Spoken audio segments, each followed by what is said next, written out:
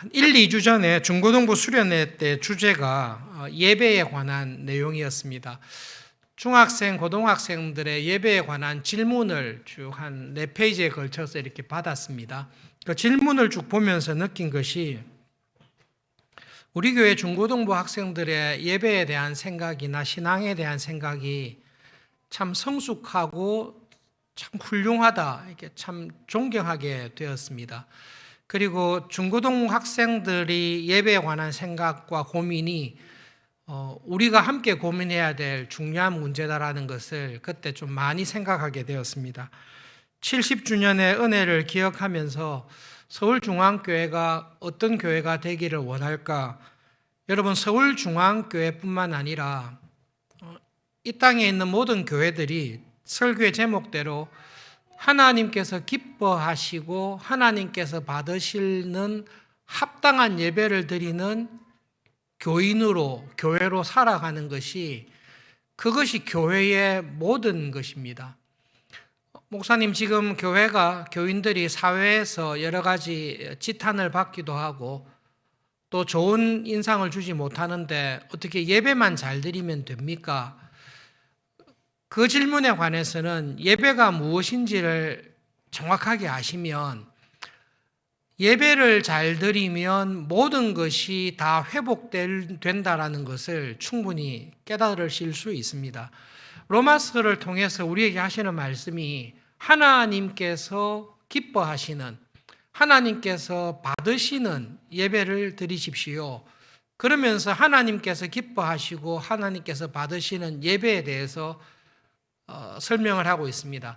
원론적인 부분을 너무 많이 설명하면 우리가 별로 안 좋기 때문에 핵심적인 게 뭔고 하면, 그럼 하나님께서 기뻐하시고 받으시는 예배는 어떤 예배입니까? 딱 2단어로 설명합니다. 여러분의 몸을 드리십시오. 몸을 드리라는 말은 몸만 드리라는 것이 아니라 마음과 몸을 다 드리십시오. 영혼과 육체를 다 드리십시오. 너희 몸을 드리라고 할 때는 전부를 하나님께 드리라는 말씀입니다. 예배는 일주일에 하루를 예배하는 것이 아닙니다.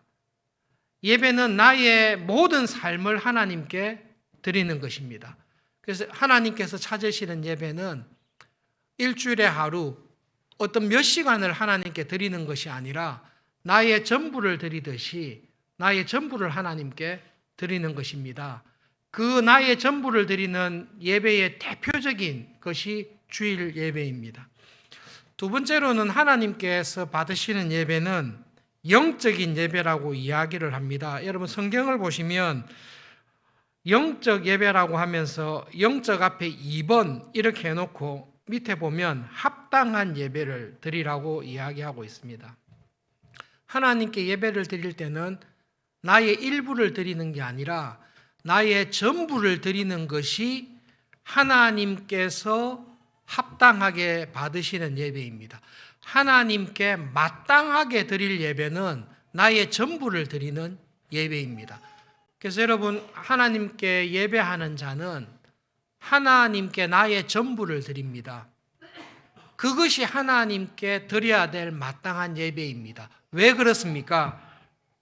로마서 12장 1절에 그러므로라고 이야기를 합니다. 그러므로라는 결론입니다. 여러분, 하나님을 예배할 때는 여러분의 전부를 드리는 것입니다. 하나님을 예배할 때 전부를 드리는 것이 하나님께서 받으시는 합당한 예배입니다. 왜 그런지 아십니까? 로마서 1장 1절부터 11장까지 했던 이야기가 쫙 있습니다. 로마서 1장 1절부터 11장까지 했던 말이 무엇입니까? 읽어보시면 하나님 아버지께서 우리를 구원하시기 위해 하나님의 전부를 내어주셨습니다. 예수님께서 우리를 구원하시기 위해, 죄를 용서하시기 위해 예수님의 전부를 우리를 위해 주셨습니다.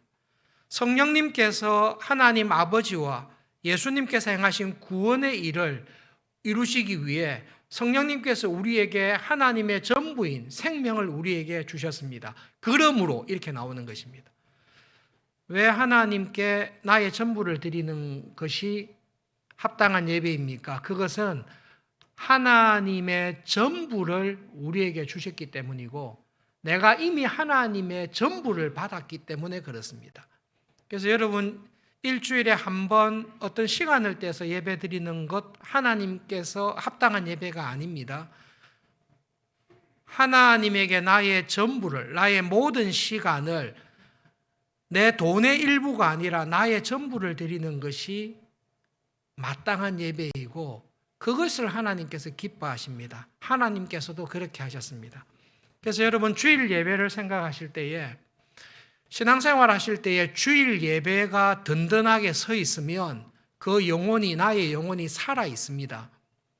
예배의 순서 하나하나를 기억하면서 그 예배의 순서에 합당한 이해를 가지고 그 예배의 순서를 내 마음을 다해서 드릴 때에 예배를 통해 해주시는 하나님의 은혜가 나를 살릴 뿐만 아니라 나를 힘있게 하십니다.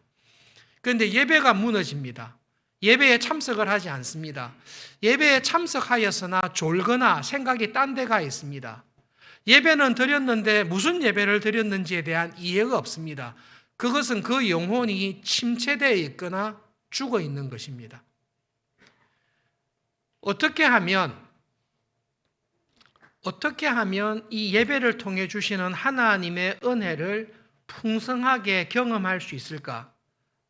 예배의 모든 순서를 다 살펴볼 수 없지만 몇 가지 우리가 매주 드리는 예배의 순서 몇 가지를 살펴보면서 정말로 예배를 이렇게 드릴 때에 하나님께서 주시는 예배의 은혜가 이것이구나. 그것을 깨닫게 되셔서 예배의 은혜와 기쁨이 왕성하게 되기를 전심으로 바랍니다. 여러분, 첫 번째 살펴볼 것은 설교입니다. 설교가 예배의 전부는 결코 아닙니다. 여러분, 정말 예배의 은혜 안에 거하는 교인들을 보시면 특징이 있는데 예배의 자리에 나온 것 자체가 그 사람에게 은혜가 됩니다. 정말로 신기한 일인데요. 하나님의 은혜 안에 살아가는 교인의 특징이 예배드리는 예배의 자리에 와서 함께 찬양하고 예배에 들어와 있는 것 이 자체가 세상이 주지 못하는 예배가 주는 은혜를 확 경험하는 것이 있습니다. 그렇기 때문에 여러분 예배의 한 요소인 설교도 그 통해서 주시는 은혜가 있습니다. 교인들 가운데 간혹 이렇게 말씀하시는 분들이 있습니다. 설교자의 설교를 듣고 난 다음에 목사님 오늘 설교를 통해 큰 은혜를 받았습니다. 오늘 목사님의 설교는 나에게 하신 말씀입니다. 설교를 통해 은혜 받은 교인들이 이렇게 말을 하는데 그 이야기 가운데는 몇 가지 오해가 있습니다. 첫 번째로는 목사님 오늘 설교는 나에게 하신 말씀입니다. 저를 기억하셔서 저를 생각하셔서 오늘 말씀 전하셨지요. 정말로 모든 말씀이 저에게 하신 말씀입니다. 여러분 설교자는 개인에게 설교하지 않습니다. 설교자가 설교를 준비하여서 교회에 말씀을 전할 때 내가 오늘 이 교인에게 이 말씀을 해야 되겠다. 여러분 그럴 말이 있으면 개인적으로 만나서 상담하거나 이야기를 하면 됩니다. 정신이 올바른 설교자라면 한 개인을 두고 설교하는 일은 없습니다. 일주일 내내 몇 주 동안 말씀을 준비할 때에 설교자의 모든 고민은 이 본문에서 하나님께서 하시는 말씀이 뭘까? 그리고 이 말씀을 통해 내가 섬기는 우리 교회의 교인들에게 하나님께서 하시는 말씀이 무엇일까에 초점이 있지 거기에 사람이 걸릴 때는 의식적으로 피하거나 빼버립니다. 그런데 교인들 가운데는 목사님 오늘 처음부터 끝까지 저에게 하신 말씀입니다. 그것은 그 설교자를 통해서 하나님께서 나에게 하시는 말씀을 들은 교인입니다. 여러분 설교를 들으실 때에 오늘 목사님이 무슨 말씀하는가 들어보자. 저는 여러분 개인에게 하고 싶은 말이 없습니다. 그런데 하나님께서는 예배의 자리에 나오셔서 저 설교자를 통해 하나님께서 나에게 하시는 말씀이 분명히 있다. 그 말씀이 무엇인지를 귀 기울여 보자라고 귀를 기울이는 교인에게 분명하게 말씀하십니다. 실제로 있었던 일인데요. 후배 목회자가 유학하는 가운데 미국 교회, 개혁교회에 방문해서 가정 예배를 드리는 모습을 보면서 이 대화를 직접 들었습니다. 영상을 스크린 잠깐 보시죠. 무슨 말인지 아시죠? 아버지가 만 5살 된 딸에게 질문했던 것입니다. 유치원 다니는 아이겠죠. 아버지가 딸에게 물었습니다. How do you speak to God? 딸아, 네가 하나님에게 말씀하고 싶을 때 너 어떻게 하나님께 말하니? 딸이 기도합니다. 딱 prayer, 기도라고 이야기했어요. 그 다음에 아버지가 딸에게 물었습니다. 그러면 How does God speak to you? 너는 하나님께 말하고 싶을 때 기도한다고 했는데 그럼 하나님께서는 너에게 어떻게 말씀하시니? 그렇게 물었을 때 딸이 딱 아버지를 보면서 preaching, 예배를 드릴 때 목사님의 설교를 통해 하나님께서 나에게 말씀하십니다. 가정에서 예배를 드릴 때 우리가 교리문답을 가르치고 신앙교육을 하는데요. 여기에 핵심이 있습니다. 주일날 예배를 드릴 때에 설교가 있습니다. 그 설교는 하나님께서 나에게 하시는 말씀을 듣는 것입니다. 여러분, 설교를 들으실 때에 이 기대를 가지고 항상 오셔야 됩니다. 목사님의 설교를 통해 은혜를 많이 받았습니다. 여러분, 사람이 은혜를 못 준다는 것을 기억하십시오. 그 어떤 설교자도 충성되게 하나님의 말씀을 전할 수 있지만 그 설교자에게서 은혜가 나오는 법은 없습니다. 그래도 목사님 설교자가 좋으면, 설교자가 훌륭하면, 탁월하면 모든 사람이, 모든 교인이 은혜를 받지 않겠습니까? 성경을 조금만 생각해 보십시오. 정말로 탁월한 설교자가 설교를 하면 은혜를 받는다고 하면 예수님은 왜 잡혀 죽으셨습니까? 예수님처럼 설교를 잘하신 분이 없어요. 예수님처럼 능력 있게 설교하신 분이 안 계세요. 그런데 그 예수님의 설교를 듣고 종교 지도자들이, 영적인 지도자들이 은혜를 받은 게 아니라 예수님을 십자가에 못 박아 죽인 것입니다. 스데반이 설교했습니다. 베드로가 설교했습니다. 스데반처럼 경건한 사람이 설교를 했으면 모든 사람이 회개해야 되지 않습니까? 스바데반이 설교했을 때 회개가 날라왔습니까? 돌이 날라왔습니까? 돌이 날라와서 스데반을 죽인 것입니다. 예수님께서 하신 중요한 말씀을 기억하십시오. 예수님께서 항상 비판하고 꾸중했던 사람이 바리새인들과 서기관들입니다. 바리새인들과 서기관들이 모세의 자리에 앉았으니 그 말은 바리새인과 서기관 같은 설교자가 지금 모세의 자리, 회당에서 설교를 하고 있다는 말씀입니다. 그때 예수님께서 그들이 하는 말은 들으라, 그들의 행위는 본받지 마라. 예수님께서 하신 말씀은, 성경에서 일관되게 하시는 말씀은 주일 예배를 통해 설교자의 설교를 들을 때에 은혜를 주시는 분은 하나님께서 주십니다. 사도 바울이 이야기한 대로 나는 심었습니다. 아볼로는 물을 주었습니다. 그런데 은혜를 받고 자라게 하시는 분은 성령님께서, 하나님께서 자라게 하십니다. 하나님께서 나에게 말씀하시는 대표적인 시간이 예배의 시간, 설교자를 통해서 말씀하십니다. 설교자에게 좌우되지가 않습니다. 아무리 부족한 설교자를 세우더라도 그 설교자를 통해 말씀하시는 하나님의 말씀에 귀를 딱 기울이고 하나님 저에게 말씀해 주십시오라고 기다릴 때에 하나님께서는 각 사람에게 분명하게 말씀하십니다. 우리 교회도 권사님들이나 장로님들 오래 신앙생활 하신 분들의 예배의 습관을 들어보시면 일주일 내내 설교자를, 예배를 위해, 목회자를 위해서 기도하십니다. 토요일 날에는 집중적으로 기도하십니다. 목회자를 위해서 기도하는 이유는 하나님 설교자를 통해, 목회자를 통해 나에게 주시는 말씀, 우리 교회에 주시는 말씀을 깨닫게 해주시고 은혜를 주십시오라는 마음으로, 간절히 기도하는 마음으로 예배에 오십니다. 그런 분들은 여러분, 제가 여러 번 말씀드렸는데 그렇게 은혜를 사모하고 예배의 자리에 와서 하나님 말씀해 주세요 듣는 사람은 벙어리를 세워놔도 설교자가 벙어리라도 은혜 받습니다. 그것이 설교를 통해 주시는 하나님의 은혜입니다. 그러므로 여러분 설교를 딱 들으실 때, 예배의 시간에 설교를 생각하실 때 성경 일독 하시면서 에스겔서에 나타나 있는 마른 뼈의 환상을 기억하시면 좋겠습니다. 마른 뼈들을 보여주었습니다. 죽은 시체가 아니라 완전히 죽어서 다 사라지고 뼈다귀밖에 안 남아 있습니다. 이 뼈들이 살아나겠느냐 에스겔에게 물었을 때 하나님이시면 하실 수 있습니다. 근데 그 뼈들을 어떻게 살리십니까? 말씀으로 살리십니다.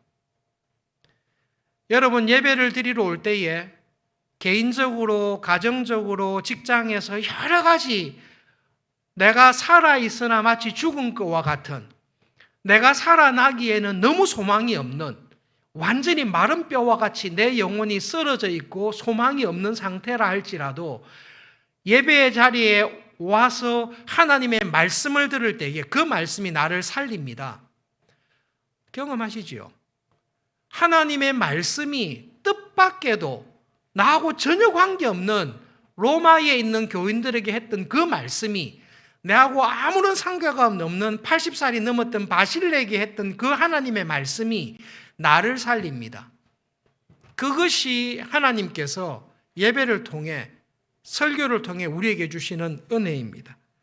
여러분 하나님의 말씀을 들으려고 준비를 하시고 오셔야 됩니다. 그리고 설교자들을 위해서 전심으로 기도하셔야 됩니다. 하나님 저에게 하시는 말씀을 듣게 해주십시오.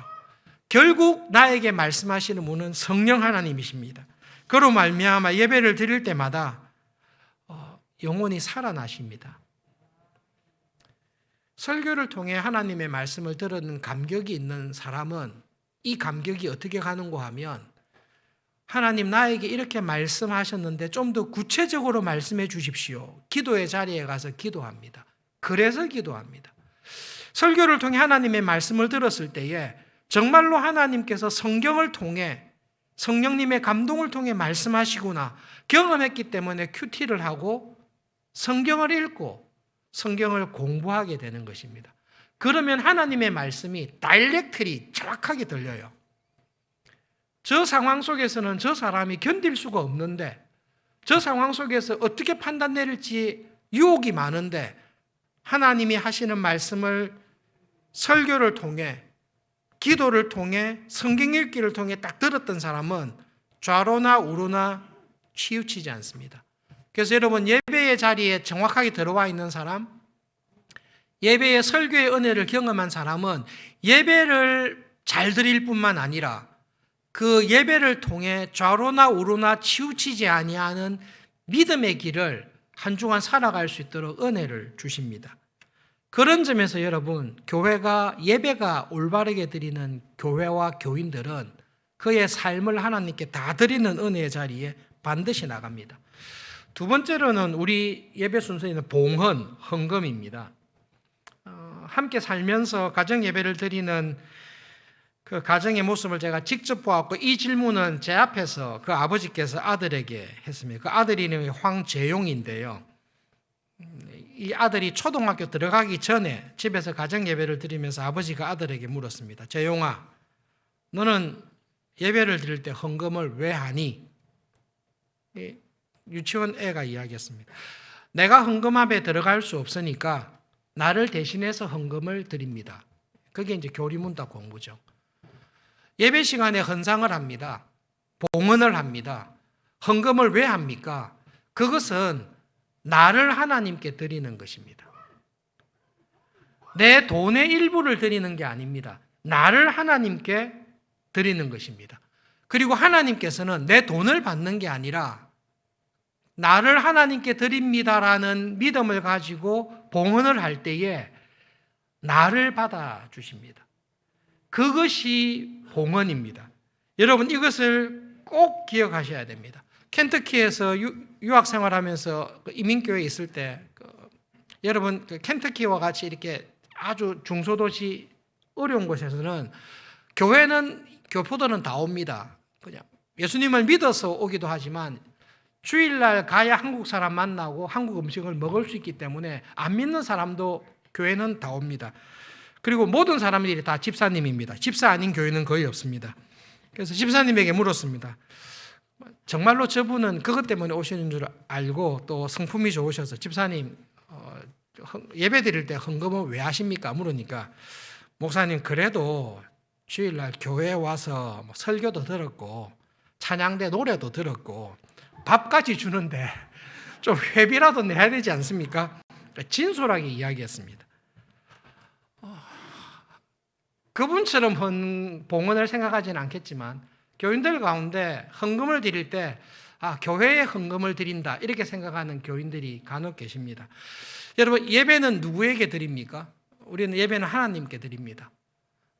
설교는 누구의 말씀을 듣습니까? 하나님의 말씀을 듣습니다. 봉헌은 누구에게 드립니까? 예배당에 바치는 게 아니라 하나님께 드립니다. 헌금을 드릴 때에 우리는 하나님께 드립니다. 왜 드립니까? 헌금함에 내가 들어갈 수 없으니까 나를 대신하여 헌금을 드리는 것입니다. 그러면 하나님께서는 헌금을 받으실 때 무엇을 받으십니까? 나의 일부인 내 돈을 받는 게 아니라 나를 받아주십니다.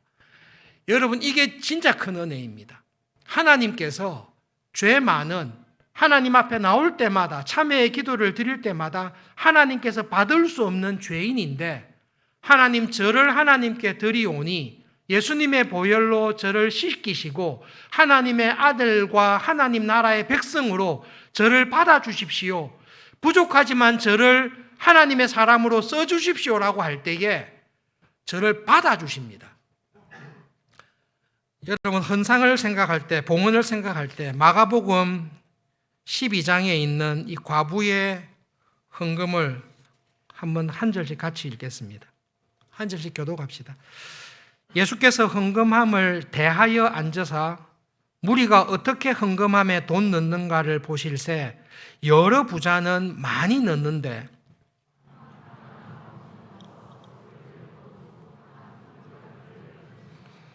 예수께서 제자들을 불러다가 이르시되 내가 진실로 너희에게 이르노니 이 가난한 과부는 헌금함에 넣는 모든 사람보다 많이 넣었도다.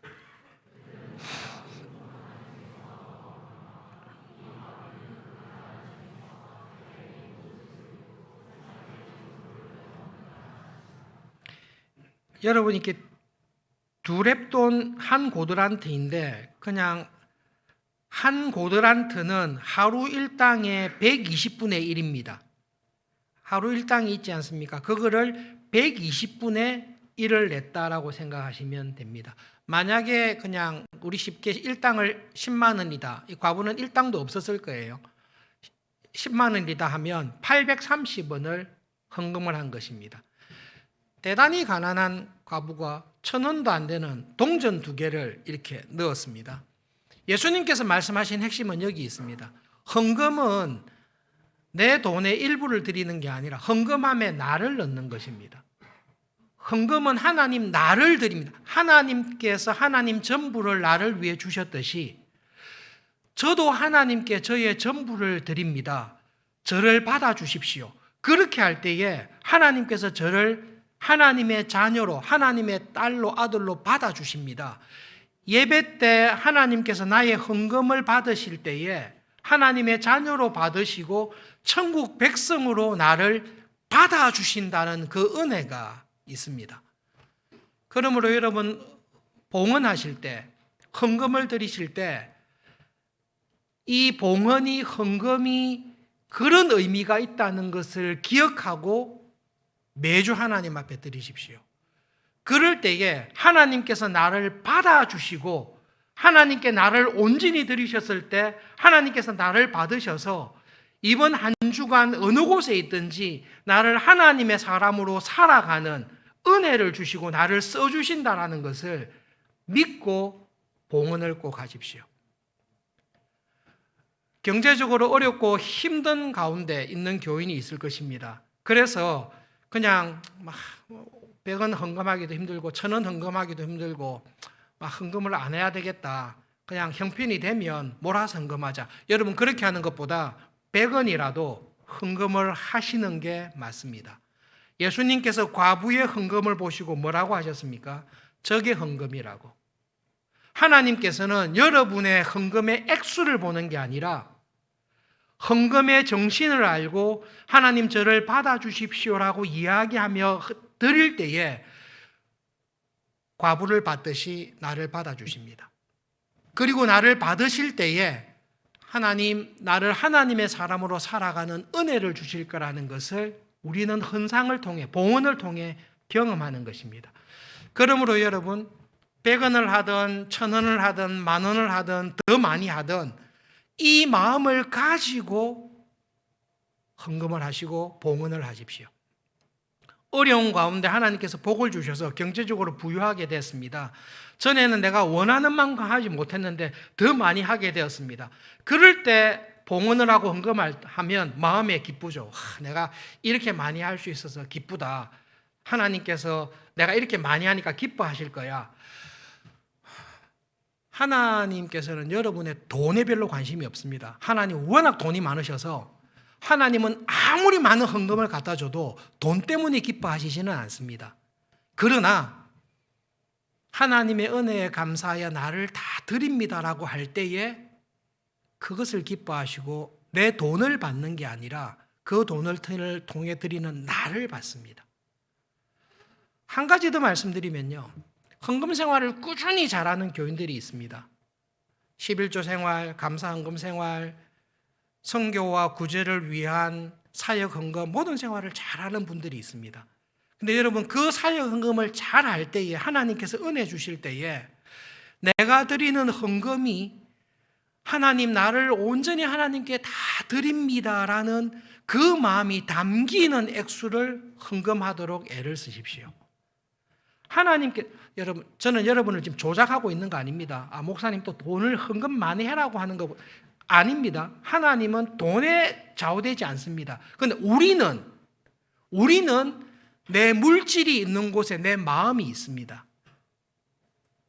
내가 하나님께 작년에 100원을 헌금했습니다. 하나님의 은혜로 말미암아 올해는 110원을 하게 됐습니다. 그래도 100원 하지 뭐. 그 마음하고 하나님께서 나에게 주신 은혜를 생각할 때 내가 이때까지는 감사의 헌금, 생일 감사의 헌금, 선교에 대한 헌금을 이렇게 해왔는데 하나님에 대한 사랑과 관심이 커지는 것이 내가 하나님께 기꺼이 즐겁게 드리는 것이 영향을 받습니다. 저는 여러분에게 사역헌금, 감사헌금 많이 해라고 하는 게 아니라 여러분의 헌금을, 봉헌을 받으시는 하나님께서 보시기에 기쁜 마음으로 드리는 것이 하늘에 쌓아두는 보화가 즐겁고 기쁜 마음으로 많아지기를 권면해 드립니다. 그렇게 할 때 하나님께서 나를 받으십니다. 하나님 저는 100원밖에 할 수 없습니다. 하나님께서는 봉헌의 정신을 알고 자기를 드리는 사람의 100원을 기쁘게 받으십니다. 그걸 가르치시기 위해서 예수님께서 과부의 헌금을 예를 드신 것입니다. 중요한 것은 하나님께서 나를 받으십니다. 그 받으시는 은혜를 내가 경험하면서 믿음으로 한 주간 살아갈 수 있는 것입니다. 헌금의 예배의 요소 가운데 축도가 있습니다. 여러분 민수기에 있는 말씀을 한 절씩 교독하겠습니다. 여호와께서 모세에게 말씀하여 이르시되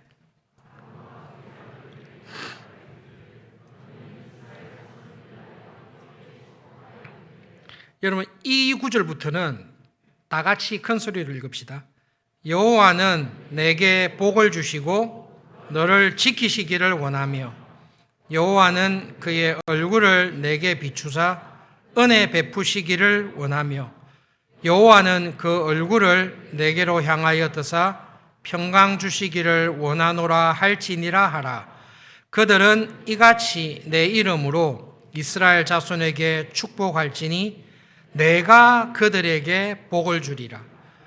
신약의 대표적인 축도가 고린도후서 13장 13절에 있습니다. 같이 읽어보겠습니다. 주 예수 그리스도의 은혜와 하나님의 사랑과 성령의 교통하심이 너희 무리와 함께 있을지어다. 구약의 대표적인 축도, 신약의 대표적인 축도를 보았습니다. 축도는 축복 기도가 아닙니다. 축도가 축복 기도면 예수님의 이름으로 기도합니다. 이게 따라 나와야 됩니다. 그런데 축도는 축복 기도가 아니기 때문에 축도는 하나님께서 축복을 선언하시는 것입니다. 하나님 앞에 나와서 예배의 순서, 말씀, 봉헌, 헌상을 통해서 예배를 다 드리고 하나님께서 주신 말씀을 가지고 나를 그 말씀에 전적으로 순종하며 살아가겠습니다. 그런 마음을 가지고 직장으로, 학교로, 일터로 가는 우리들을 마지막 순간에 하나님께서 손을 딱 들고 축복을 약속하고 선언하는 것입니다. 내가 너를 복을 주고 지킬 것이다.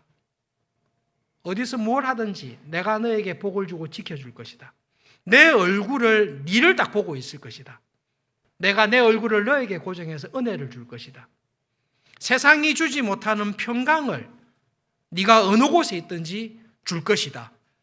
나를 이렇게 예배하고 나에게 전적으로 나를 다 드린 사람, 너희들이 이 세상 살아갈 때에 내가 내 이름을 걸고 내 생명을 걸고 축복을 선언하시는 하나님의 축복의 약속을 듣고 우리는 어디로 갑니까? 세상으로 갑니다. 예수님의 마지막 모습, 제자들이 기억했던 예수님의 마지막 모습이 무엇입니까? 성천하시면서 손을 들어서 세상으로 보내는 제자들을 축복하시는 모습을 제자들이 제일 마지막에 봤습니다. 예수님께서 제자들에게 보여주신 제일 마지막 모습은 손을 들어서 제자들 하나하나를 바라보시면서 축복하면서 내가 너희들을 축복한다. 내가 너희들이 어디에 있든지 너희와 함께 있을 것이다. 그러면서 어떻게 하시죠? 세상으로 가라고 이야기하십니다. 그것이 제자들의 마음속에 큰 위로와 힘이 됩니다. 내가 인도에 가든 내가 로마에 가든 내가 이 세상 어느 곳에 있든지 예수님께서 나를 축복하셨다. 세상 끝날까지 함께 있겠다고 하셨다. 그 예수님은 그 약속대로 지키시고 내 이 사역의 자리에, 이 순교의 자리에, 이 목회의 자리에, 이 일터에 예수님께서 나와 함께 하신다라는 것을 마지막 제자들이 눈으로 똑똑하게 보고 세상으로 나간 것입니다. 그런 축복의 선언, 그 축복의 선언을 우리는 매주일 보고 경험하면서 직장으로, 일터로 나갑니다. 그렇게 나간 사람이 직장에서 개판을 칠 수 있습니까? 죄송합니다. 그런 하나님의 축복의 약속을 믿고 집에 간 사람이 집에서 자기 마음대로 말하고 자기 마음대로 행동할 수 있습니까? 하나님이 받으시는 예배는 우리의 몸을, 내 전부를 드리는 것입니다.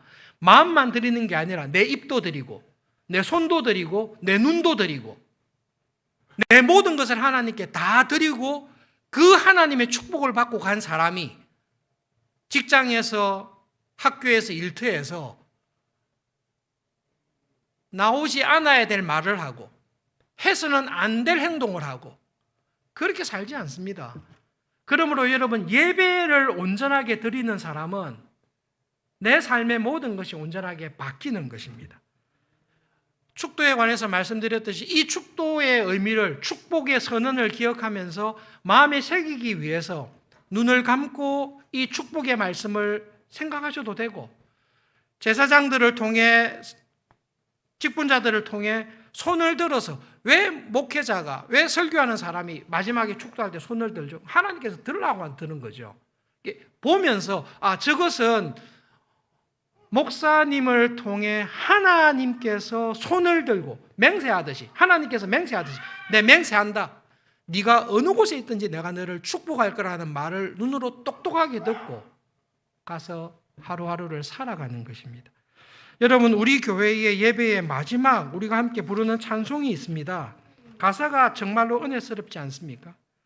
주님 다시 오실 때까지 나는 이 길을 걸어갈 것입니다.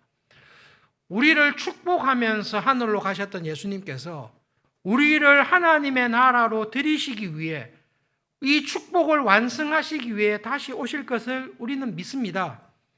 그 주님 오실 때까지 나는 나를 하나님께 온전히 드리는 이 예배의 삶을 이번 한 주간도 살기를 원합니다. 좁은 문과 좁은 길을 걷는 것 같으나 이 길이 생명의 길인 것을 우리는 다 압니다. 우리에게 있는 환난보다 주의 지팡이와 막대기의 도우심을 우리는 시시때때로 경험하면서 살아갑니다. 내가 이 가는 길을, 믿음의 길을 다 마친 후에 영광의 주님께서 두 팔을 벌려서 나를 안아주실 것을 우리는 믿음의 눈으로 정말로 기대하고 있습니다. 이것이 하나님께서 예배를 통해 우리의 영혼을 매주일 살려주십니다. 여러분, 아무리 어렵고 힘든 게 있어도 하나님께서 예배를 통해 우리에게 주시는 이 은혜가 우리의 영혼을 살립니다. 그러므로 예배에 살아있을 때에 우리의 영혼은 모든 것을 이길 수 있고 든든하게 살아갈 수 있습니다. 그러므로 여러분, 예배의 시작부터 마칠 때까지 이 예배의 순서 하나하나를 기억하면서 하나님께서 하나님 자신을 주시는 것을 다 받고 그 하나님께 받은 것을 가지고 나를 온전히 드리는 예배의 은혜에서 날마다 새로워지십시오. 예배 시간에 졸거나 주무시지 마십시오. 영혼이 죽어 있을 가능성이 큽니다. 예배에 빠지지 않도록 애를 쓰십시오. 모든 것이 무너지더라도 내가 예배의 자리에 나와 있는 것, 예배의 자리에 하나님께서 주시는 은혜를 순서마다 경험하는 것, 그것이 세상을 이기는 교회의 힘입니다. 70주년을 맞이하면서 여러분, 하나님께서 기뻐하시는, 그리고 하나님께서 마땅히 받으셔야 될 그런 예배를 드리는 교인으로 살아가실 수 있기를 진심으로 바랍니다. 한 분도 빠짐없이 예배의 자리에 나올 때마다 여러분, 이 순서마다 은혜를 받지 않습니까? 그러면 정말로 교인들 간도 이런 교인이 진짜 계시는데요. 예배의 자리에 와서 앉아 있는 것, 이 예배에 임재하시는 성령 하나님의 임재 가운데 들어와 있는 것으로 몸에 큰 은혜와 마음의 감동이 있습니다. 순서 자체가 중요한 게 그냥 이 예배의 자리에 내가 와 있다는 것 자체가 나를 확 살려줍니다. 그런 예배의 은혜 안에서 힘을 얻으시고 하나님의 사람으로 넉넉하게 살아가시는 우리 서울중앙교회 한 분 한 분 되시기를 간절히 바랍니다. 말씀을 기억하면서 기도하겠습니다. 하나님, 70년 동안 우리 교회를 축복하신 것 감사합니다. 하나님께서 기뻐하시고 합당한 예배를 드리면서 살아가는 제가 되게 해주십시오. 하나님이 기뻐하시고 합당하게 받으시는 예배 드리는 서울중앙교회로 세워져 가게 해주십시오. 기도하겠습니다.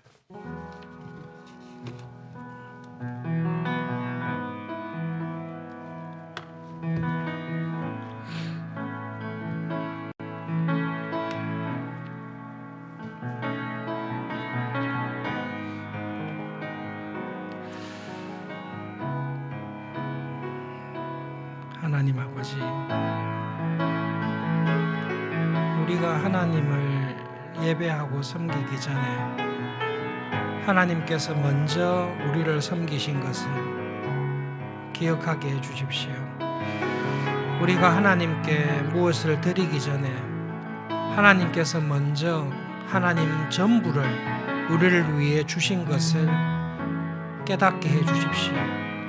그리하여 하나님, 예배 때마다 이 예배의 은혜 가운데 새 힘을 얻는, 예배의 은혜로 말미암아 우리의 영혼이 살아나는 그런 은혜를 주시옵소서. 예배를 드리고 세상으로 나갈 때에, 학교로 갈 때에, 직장으로 갈 때에, 사업처로 나갈 때에 하나님의 축복의 약속을 마음에 새기고 믿음으로 살아가는 저희들 되도록 복을 내려 주십시오.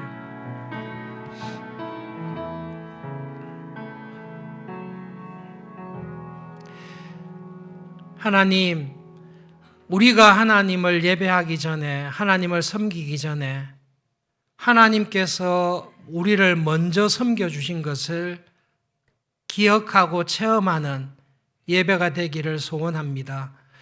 우리가 우리의 것을 하나님께 드리기 전에 하나님께서 하나님의 전부를 나를 위해 주셨다는 것을 깨닫는 감격이 있는 하나님 그런 예배자가 되기를 진심으로 소원합니다. 주일 예배를 드리고 세상으로 갈 때마다 두 손을 들어서 우리를 향해 축복을 약속하시는 그 하나님을 마음에 새기고 학교로, 직장으로, 사업처로, 세상으로 나가는 저희들 되기를 하나님 소원합니다. 그리하여 교회에서뿐만 아니라 일주일 동안 내 삶의 모든 곳에서 하나님께서 찾으시는 신령한 영적인 예배를 드리는 예배자로 이 세상을 살아가도록 하나님 저희들에게 은혜를 내려주시옵소서.